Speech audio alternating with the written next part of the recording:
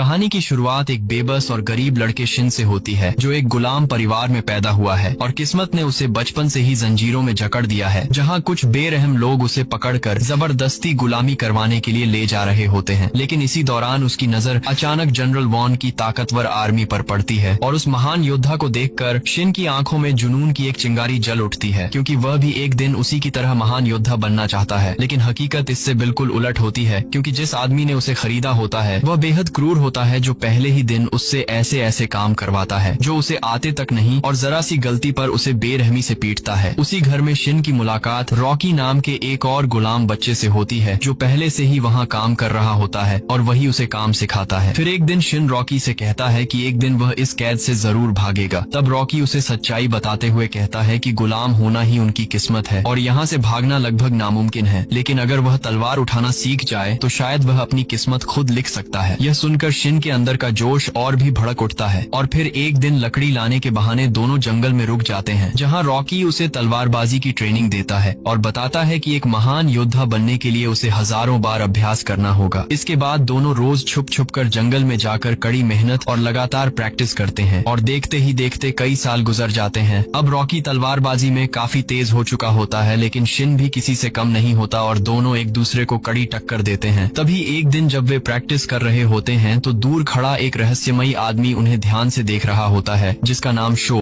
है और जो किंग आईसी का खास आदमी है। जब वह उन्हें घूरता है तो शिन गुस्से में उस पर भड़क जाता है, लेकिन असली झटका तो तब लगता है जब शाम को दोनों घर लौटते हैं और देखते हैं कि शोबू पहले से ही उनके मालिक के साथ बात कर रहा है और वह रॉकी को अपने साथ ले जाने आया है। यह सुनकर शिन के दिल पर जैसे वार होता है। उसके बाद रॉकी शिन को कहता है कि उन्होंने साथ में महान जनरल बनने की कसम खाई थी और शिन उसे भरोसा दिलाता है कि वह भी हार नहीं मानेगा। जाने से पहले रॉकी उसे लगातार ट्रेनिंग करने की सलाह देता है और वादा करता है कि वे फिर मिलेंगे। इसके बाद शिन अकेला रह जाता है, लेकिन अपने सपने को जिंदा रखने के लिए वह दिन रात तलवारबाजी की कड़ी प्रैक्टिस करता है और धीरे धीरे पहले से ज्यादा मजबूत और तेज होता जाता है। समय गुजरता है और कई महीने बीत जाते हैं। तभी एक रात अचानक उसे बाहर से अजीब आवाजें सुनाई देती हैं और जब वह बाहर जाकर देखता है तो उसका दिल दहल जाता है, क्योंकि रॉकी बुरी तरह घायल हालत में जमीन पर पड़ा होता है। शिन घबरा जाता है और उससे पूछता है कि उसके साथ क्या हुआ। तब रॉकी बताता है कि किंग के भाई ने गद्दी हासिल करने के लिए बगावत कर दी है और किंग की रक्षा करते हुए उसकी यह हालत हो गई। वह शिन से कहता है कि अब उसका अधूरा सपना वही पूरा करे और इतना कहकर वह उसकी आंखों के सामने दम तोड़ देता है। अपने सबसे करीबी दोस्त की मौत देखकर शिन का दिल टूट जाता है और वह कसम खाता है कि वह उन सभी लोगों से बदला लेकर रहेगा जो रॉकी की मौत के जिम्मेदार हैं, और बिना समय गवाए उसकी तलवार उठाकर वहाँ से निकल पड़ता है। लेकिन रास्ता आसान नहीं होता, क्योंकि थोड़ी दूर जाते ही कुछ लोकल ट्राइब के खतरनाक लोग उसे घेर लेते हैं और उसे लूटने की कोशिश करते हैं, लेकिन वह नहीं जानते कि वो कोई आम लड़का नहीं है। फिर शिन अपनी जबरदस्त स्किल और गुस्से से भरे वारों के दम पर कुछ ही पलों में सभी को हरा देता है और वह से चला जाता है। वहीं दूसरी तरफ किंग का भाई जैक खुद को राजा समझकर जश्न मना रहा होता है, लेकिन अचानक उसे यह चौंकाने वाली खबर मिलती है कि उसने जिसे किंग समझकर मारा था वह असल में उसका हमशक्ल था और असली किंग आईसी अभी भी जिंदा है। इधर शिन उस गुप्त जगह पर पहुंचता है जिसके बारे में रॉकी ने मरने से पहले उसे बताया था, और वहां वह एक ऐसे आदमी को देखता है जो हूबहू रॉकी जैसा दिखता है। दरअसल वही असली किंग आईसी होता है, जो शिन से पूछता है कि क्या तुम ही शिन हो। लेकिन इससे पहले कि शिन कुछ समझ पाता, अचानक वहाँ एक खतरनाक हत्यारा आ जाता है जो किंग आईसी को मारने आया होता है और वह बताता है कि हम शक्ल का खेल खेल कर उन्हें बेवकूफ बनाया गया है, लेकिन अब वह खुद किंग को खत्म करेगा। यह सब सुनकर शिन को सच्चाई का पता चलता है कि उसका दोस्त रॉकी असल में किंग का हमशक्ल था, जिसे उसकी जगह बलि चढ़ा दिया गया। यह जानकर शिन के अंदर गुस्से का ज्वालामुखी फट पड़ता है और वह बिना देर किए उस हत्यारे पर टूट पड़ता है। हालांकि वह दुश्मन बेहद ताकतवर होता है और शुरुआत में शिन उसके सामने कमजोर पड़ता दिखता है, लेकिन अपने दोस्त की मौत का बदला लेने की आग उसे हार मानने नहीं देती और वह अपनी पूरी ताकत झोंक देता है और आखिरकार शिन उस हत्यारे को खत्म कर देता है। इसके बाद उसका गुस्सा किंग आईसी की तरफ मुड़ता है और वह उसे मारने के लिए आगे बढ़ता है, लेकिन तभी आईसी उसे रोकते हुए कहता है कि अगर तुमने मुझे मार दिया तो उन सभी लोगों की कुर्बानी बेकार हो जाएगी जिन्होंने मेरी रक्षा के लिए अपनी जान दी, और उनमें तुम्हारा सबसे करीबी दोस्त रॉकी भी शामिल है। फिर शिन गुस्से से भरा हुआ किंग आईसी से कहता है कि मैं पहले उन सभी लोगों से बदला लूंगा जिन्होंने उसके दोस्त की जान ली और उसके बाद तुम्हारा हिसाब करूंगा, इसलिए तुम्हें मेरे साथ ही रहना होगा। तभी अचानक वहाँ लोकल ट्राइब की एक रहस्यमयी लड़की आ जाती है जिसने अजीब सा पोशाक पहना होता है, जिसका नाम सोही होता है। सोही आईसी से कहती है कि वह उन्हें इस खतरनाक जंगल से सुरक्षित बाहर निकाल सकती है, लेकिन बदले में उसे पैसे चाहिए, क्योंकि वह जानती है कि आईसी कोई आम इंसान नहीं बल्कि असली किंग है। मजबूरी में आईसी उसकी बात मान लेता है और तीनों साथ आगे बढ़ने लगते हैं। लेकिन सफर के दौरान शिन को बार बार अपने दोस्त रॉकी की याद सताने लगती है। वह अचानक आईसी पर गुस्सा जताने लगता है और उसे पीटने लगता है, क्योंकि उसे लगता है कि उसके दोस्त की मौत का जिम्मेदार वही है। तब आईसी उसे रोकते हुए सच्चाई बताता है कि रॉकी को पहले से ही पता था कि उसे किस काम के लिए चुना गया है और उसने यह सब अपनी मर्जी से किया था। यहाँ तक कि उसने खुद कहा था कि अगर उसकी मौत भी हो जाए तो उसका दोस्त शिन किंग की रक्षा करेगा। यह सुनकर शिन का गुस्सा धीरे धीरे शांत होता है और वह सोचने लगता है कि रॉकी सच में उस पर कितना भरोसा करता था। आखिरकार वह आईसी पर विश्वास कर लेता है और उसकी मदद करने के लिए तैयार हो जाता है। इसके बाद शिन उससे पूछता है कि अब आगे का क्या प्लान है, तो आईसी बताता है कि शोबू ही उसकी आखिरी उम्मीद है। यह सुनकर तीनों तुरंत उस जगह की ओर निकल पड़ते हैं जहाँ शोबू से मिलने की उम्मीद होती है। लेकिन रास्ता आसान नहीं होता, क्योंकि उन्हें एक ऐसे इलाके से गुजरना पड़ता है जो माउंटेन ट्राइब का क्षेत्र है, जहाँ बाहरी लोगों का जाना सख्त मना है और किंग के राज्य और इस ट्राइब के बीच दुश्मनी भी है। शिन, आईसी और सोही अपने खतरनाक सफर को जारी रखते हुए एक घने बांस के जंगल से गुजर रहे होते हैं। तभी अचानक एक अजीब सा दिखने वाला आदमी उन पर हमला कर देता है, जिसकी शक्ल किसी नशेड़ी जैसी लगती है और उसके पास हथियार के नाम पर सिर्फ जहरीली डांट होती है। उसे देखकर शिन हल्के में लेता है और आत्मविश्वास से कहता है कि इसे तो वह अकेले ही इसे गिरा देगा। लेकिन जैसे ही लड़ाई शुरू होती है, शिन को समझ आ जाता है कि उसने इस दुश्मन को बहुत गलत समझ लिया, क्योंकि वह आदमी दिखने में भले ही कमजोर लगता है, लेकिन उसकी रफ्तार और वार बेहद खतरनाक होते हैं। वह इतनी तेजी से हमला करता है कि शिन को संभलने का मौका तक नहीं मिलता। फिर भी शिन हार मानने वालों में से नहीं होता और आखिरकार उसे हरा देता है। लेकिन इस लड़ाई के दौरान उस आदमी की एक जहरीली डांट शिन को लग जाती है, जिससे उसकी हालत बिगड़ने लगती है। तभी आईसी और सोही तुरंत उसे वहाँ से हटाकर एक सुरक्षित जगह पर ले जाते हैं, जहाँ सोही अपनी समझदारी और जड़ी बूटियों के ज्ञान से उसका इलाज करती है और किसी तरह उसकी जान बचा लेती है। होश में आने के बाद शिन आईसी से पूछता है कि आखिर तुम्हारा भाई तुमसे इतनी नफरत क्यों करता है। तो आईसी बताता है कि दोनों अलग अलग माँ के बेटे हैं और मेरी माँ एक समय रॉयल कोर्ट में डांसर थी। इसी वजह से मेरा भाई मुझे कभी किंग बनने के लायक नहीं मानता और हमेशा उससे जलता है। आईसी यह भी बताता है कि इस पूरे राज्य में सिर्फ शोबू ही एक ऐसा इंसान है जिस पर वह आंख बंद करके भरोसा कर सकता है। अगले ही दिन जब कुछ सैनिक वहाँ पहुँचते हैं तो शिन को लगता है कि दुश्मनों ने हमला कर दिया है, लेकिन असल में वह शोबू ही होता है, जो आईसी को जिंदा देखकर बेहद खुश हो जाता है और देर से आने के लिए माफी मांगता है। वहीं दूसरी तरफ जैक को पहले से ही अंदाजा होता है कि आईसी इतनी आसानी से हार मानने वाला नहीं है, इसलिए वह पहले ही अपनी ताकत बढ़ाने के लिए हजारों सैनिकों की सेना तैयार कर चुका होता है। जैक अपनी क्रूरता और सत्ता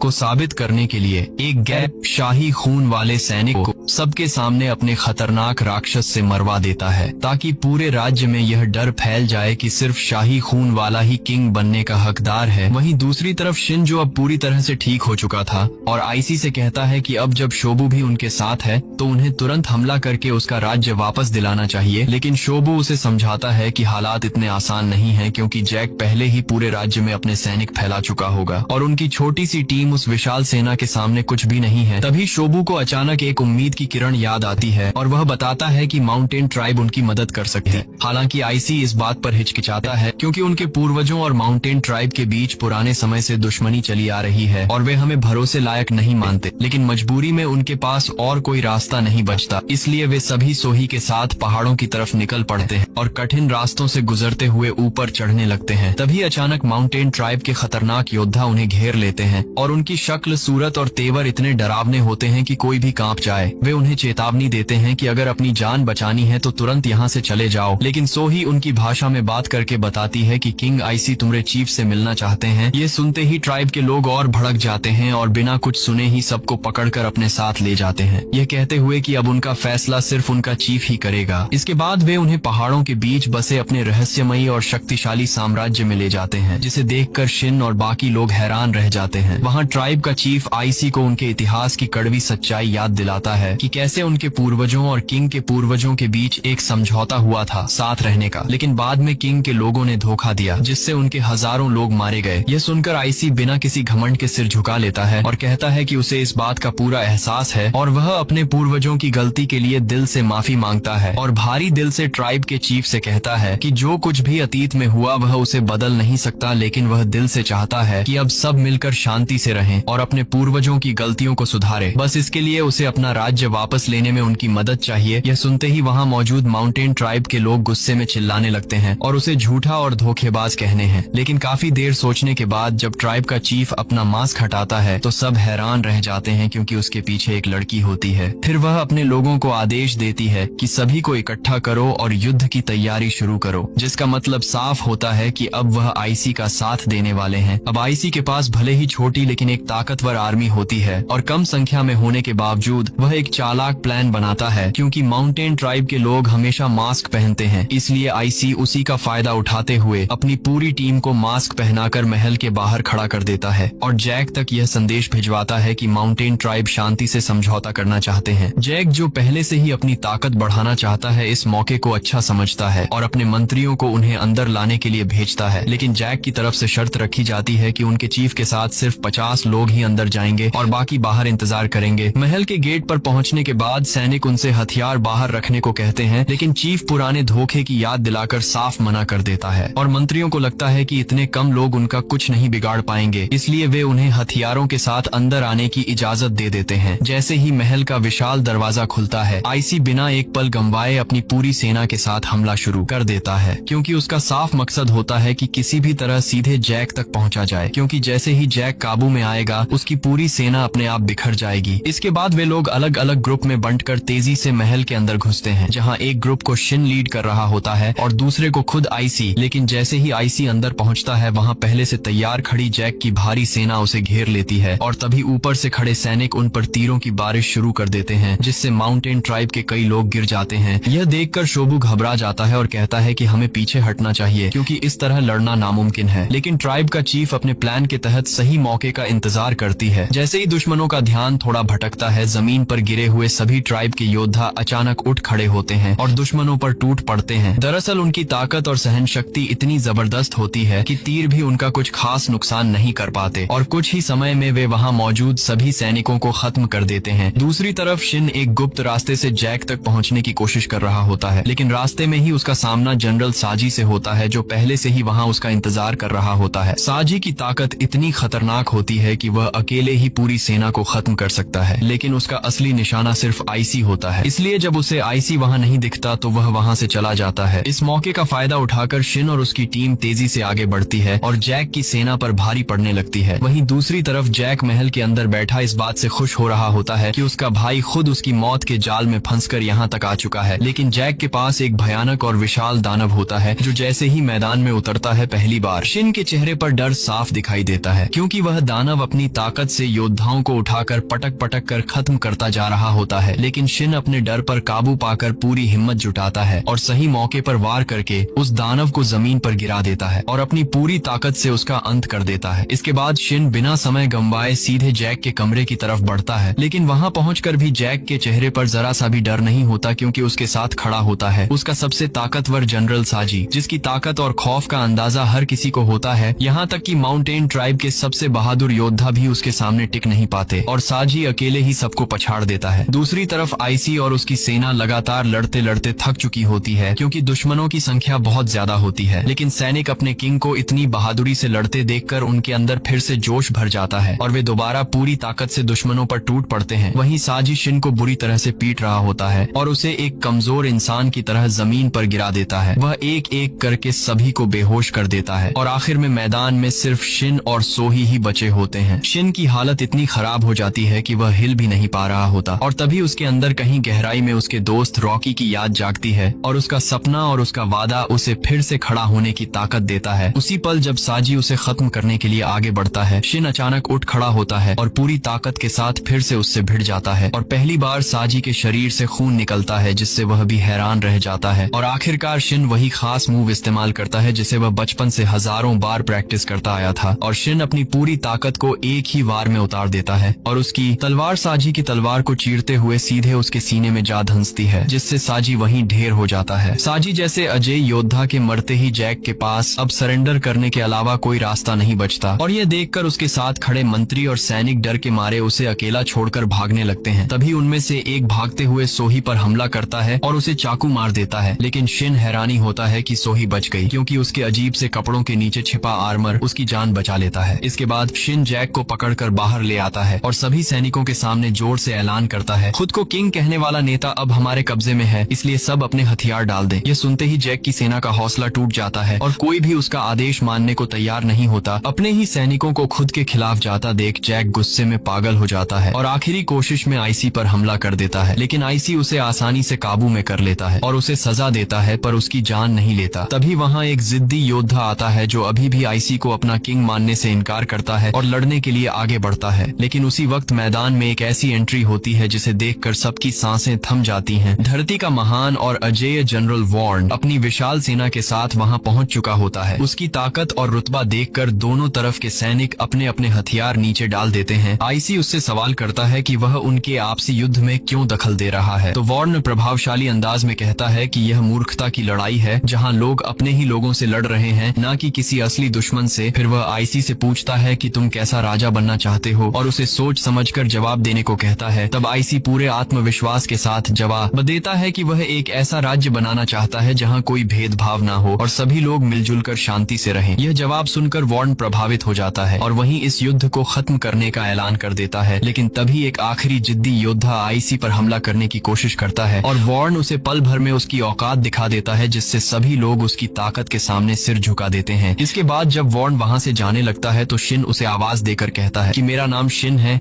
और मैं एक दिन इस धरती का सबसे महान जनरल बनूंगा। यह सुनकर वॉर्न हल्की मुस्कान के साथ जवाब देता है कि वह दिन तब साबित करना जब वे दोनों किसी असली युद्ध में आमने सामने होंगे। और इसी के साथ आईसी को उसका राज्य वापस मिल जाता है और यह शानदार कहानी एक जबरदस्त अंत के साथ खत्म होती है।